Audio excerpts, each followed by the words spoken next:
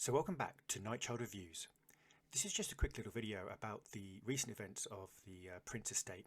It seems today that finally, and it's been a really long time, after 6 years of legal wrangling, the Prince estate have finally agreed upon its value with the IRS. And that value is going to be set at 156.4 million. Now, according to the Star Tribune in Minneapolis, this agreement was made after the estate originally, through Comerica Bank and Trust, valued the estate at 82.3 million, but the IRS said no, we think it's 163.2 million, and they've finally settled on 156.4. So it's very much within what the IRS felt it was worth. It's quite interesting in a sense that this is both good and bad. You can look at it in different ways. Londell Macmillan, who has obviously been the attorney for 3 of Prince's siblings, said that it's been a long 6 years, and it certainly has. It's tricky because on one hand it's good that it's settled. It's good that finally we can start to move on in terms of getting Prince's work out there even more. There are, however, slightly concerning aspects to this. As you remember, Primary Wave, the music company that buys a lot of artist catalogues, they already own 42% of the Prince estate. They bought 100% of the interest from Omar Baker, Prince's brother. They also had previously had deals with Tyka Nelson for 90% of her stake and 100% of Alfred Jackson's estate, who has sadly passed away. This means obviously whilst they don't hold the majority, they do hold 42%. The rest of it is held by the other 3 siblings who didn't sell to Primary Wave. This gets a little bit more complicated because Londell Macmillan, the lawyer who obviously worked with Prince and is representing some of the siblings, and Charles Spicer, they have both transferred and been given basically an undisclosed portion of the 3 siblings' estate, presumably as a sort of, I don't know, I presume as a payment for their services. We don't know how much they own, but that obviously throws them into the mix. Londell has said that Primary Wave has never worked with Prince and does not have a majority of the interest of the Prince estate, and he said that all future decisions of the Prince estate will be determined and need the approval and direction of our group, family and friends of Prince who actually work with him. We will work with Primary Wave and any other party that holds interest in the estate.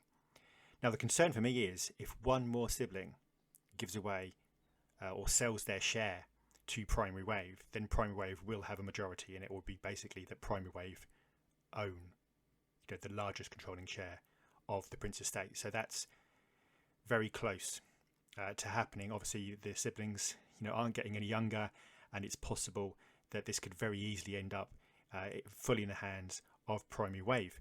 Now on one hand, there's a financial imperative here that if they pay all this money for the Prince estate, they're going to want to make money from it, which means they're going to put Prince's music in TV ads, in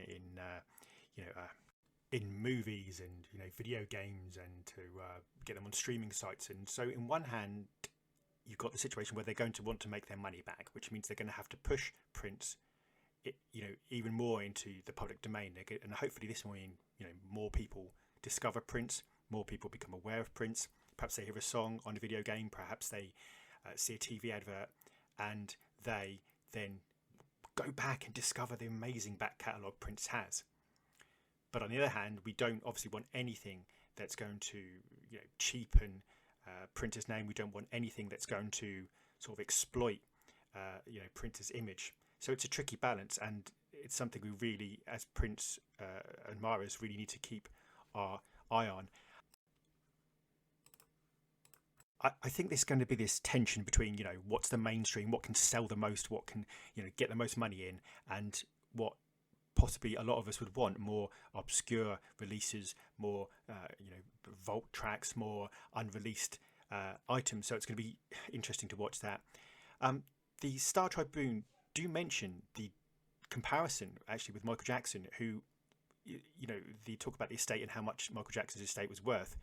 But it's interesting because the administrator for Michael Jackson valued his wealth at only 7 million, which is clearly somewhat low. The IRS said no, it's worth 1.1 billion before apparently dropping its appraisal to 482 million. But last spring, a US tax court finally judged the case and said that Jackson's estate was worth 111 million, which would mean Prince's is valued at 156.4 million, which is interesting. Now, obviously, the Michael Jackson estate makes vast amounts of money every year, and it's certainly very good at going for those commercial opportunities. But it's interesting to see how big the Prince estate, is judged to be. And I think no one has had a vault like Prince, and that's one of the big key things he's got that almost no other artist has. He has this potential to release a new album 2-3 times a year, or super deluxe version. So there's so much potential for Prince in a way that perhaps there isn't with any other artist there's ever been. So I think we need to bear that in mind. There is some other good news in that the IRS has dropped a $6.4 million accuracy related penalty levied on the Prince estate, which is good. Now, obviously, a certain amount of this estate will be taken in tax. According to the Star Tribune, anyway, a bit more than 5 million of Prince's estate will be exempt from tax, but after that, it's 40%. In Minnesota, the first 3 million is tax exempt, after which Prince's estate will likely be taxed at 16%. So, a certain amount of money obviously is going to go to the IRS. The good thing is it's settled. The worrying thing is the future very much looks like Primary Wave will be the owners of the Prince estate, which some people would consider good, some people won't. It very much depends upon your perspective. Do you think Prince has to be pushed out there and has to be they have to make their money back, so they're going to try and put him on every opportunity they can to get that money, get that income coming, or have we got to have somebody to say, well, no, this isn't really in keeping with Prince's image, this isn't really the kind of thing that we should be doing. So it's going to be interesting there, because obviously if Primary Wave get one more sibling share, then it's going to be very much about those considerations. But overall, all in all, everyone in a sense must be happy that it's settled, because it's dragged on for so long. The Prince estate has spent millions and millions and millions on lawyers and legal fees and administration, and it was just sort of taking a toll on the estate. So hopefully this means that the Prince estate can be settled, it become a bit more solid and a bit more consistent, and we can start to really work out how we're going to make the Prince estate and his ongoing legacy a real reality. Sorry if I rambled then. It's just a few initial thoughts, but I really want to hear what you think. Do you think this is a bad thing? Do you think this is a good thing? Are you happy it's settled, but are you worried that Primary Wave will be in charge, or are you happy that they're going to get out there and they're going to kind of push Prince, and hopefully more people will discover Prince? It's a tricky day, and it's taken a long time to get here, but this is a kind of major step to settling the ongoing legacy of the Prince.